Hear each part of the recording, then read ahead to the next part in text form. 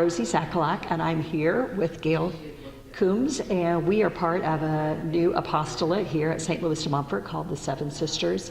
Gail, I know that you feel as I do, this has just been a wonderful blessing to be a part of, so I'm just going to ask you a few questions and so people can learn a little bit more about it. So can you tell me a little bit just about the history of the Seven Sisters and how it got started here at St. Louis de Montfort? Yes. In 2010, a woman in Minnesota felt called to pray for her parish priest. And her son was in the seminary at the time, and her parish priest was very instrumental in helping him along his journey towards the priesthood. And she's like, the very least I can do is pray a holy hour for him in thanksgiving and gratitude for all he's done for my son. So that's how it started in Minnesota. And then while she was praying for her parish priest one day, she felt like a calling in her heart and actually heard the words Seven Sisters.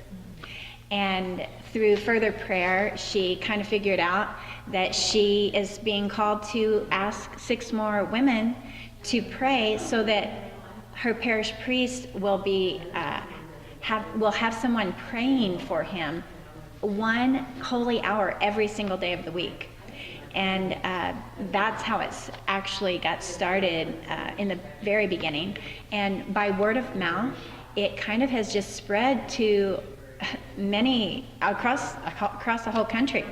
And the woman who started it here at St. Louis had seen a friend who she hadn't seen for a while, and that woman was part of the Seven Sisters Apostolate at her parish, and she also had or has a priest who's her son, and she's like, you need to start this at your parish.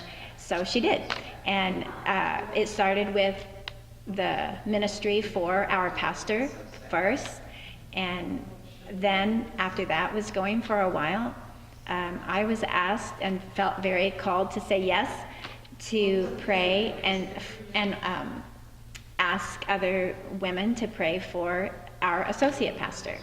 And the first 6 women I asked said yes. So it was like, wow, this is awesome. So I know that each one of us probably prays our holy hour just a little bit differently. But Gail, could you just give us a kind of an overview of how you like to do your holy hour? Sure. The way I start, and you're right, however the person is called to pray is right for them. But how I start is with the rosary every time. And I pray a decade each for his mental health, emotional health, physical, spiritual, and social health. And I focus on aspects of that health when I'm praying that decade.